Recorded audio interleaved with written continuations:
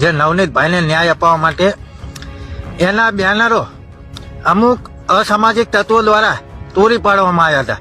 નમસ્કાર મિત્રો, ભાવનગરમાં કોળી સમાજનું એક મહાસંમેલન મળવા જઈ રહ્યું છે, પરંતુ તેની પહેલા કેટલાક ઇસમો દ્વારા જે છે તેના મહાસંમેલનના પોસ્ટરો ફાડી દીધા મામલો ગરમાયો હતો। પરંતુ આ મામલે 2 આરોપીઓની ધરપકડ થઈ ચૂકી છે, જે મુદ્દે કોળી સમાજના એક આગેવાનનું એક વિસ્ફોટક નિવેદન સામે આવ્યું છે। જી હા મિત્રો, બગદાણાની બબાલનો મામલો દિવસે ને દિવસે ઉગ્ર બનતો હોય તેવું લાગે છે, કેમ કે આપણે જોયું કે ભાવનગરમાં જે એક મહાસંમેલન મળવા જઈ રહ્યું છે તે મહાસંમેલન મંત્રી જીતુભાઈ વાઘાણીના ગઢમાં મળવા જઈ રહ્યું છે, જે મુદ્દે કોળી સમાજના લોકોમાં ભારે રોષ જોવા મળી રહ્યો છે। અને કોળી સમાજના લોકો પ્રથમ દિવસથી જ કહી રહ્યા છે કે આ મામલે યોગ્ય તપાસ હાથ ધરવામાં આવી નથી અને નવનીત બાલદિયાને યોગ્ય ન્યાય મળ્યો નથી। જેમાં આપણે જોયું કે ભાવનગરમાં અત્યારે ભાવનગરના પશ્ચિમ વિભાગમાં જે આ સમાજ સંમેલન મળવા જઈ રહ્યું છે અને એના પોસ્ટરો જે ભાવનગરના ખૂણે ખૂણે લગાવવામાં આવ્યા હતા, પરંતુ કેટલાક લોકો દ્વારા આ પોસ્ટરો ફાડી દેતા મામલો ગરમાયો હતો અને જેમાં પોલીસે કોળી સમાજના આગેવાનોએ ઉગ્ર રજૂઆત કરી, જે બાદ પોલીસે આ મામલામાં 2 આરોપીઓની ધરપકડ કરી છે।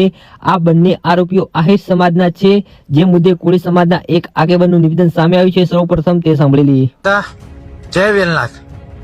2 દિવસ પહેલા ભાવનગરની અંદર જે 1 તારીખે મહાસંમેલન કોળી તથા ઠાકોર સમાજનું યોજાઈ રહ્યું છે, જે નવનીતભાઈને ન્યાય અપાવવા માટે એના બેનરો અમુક અસામાજિક તત્વો દ્વારા તોડી પાડવામાં આવ્યા હતા।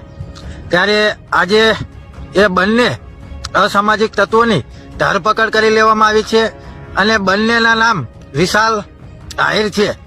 તો ખરેખર દરેક સમાજની અંદર આવા અસામાજિક તત્વો હોય છે, જેનો કોઈ સમાજ હોતો નથી। માત્ર આવા લોકો 2 સમાજની વચ્ચે ઉગ્રતા ફેલાવવાના કાર્ય કરે છે। કઈ રીતે બંને સમાજ સામસામે આવે એવા કાર્યો આવા અમુક લોકો કરતા હોય છે।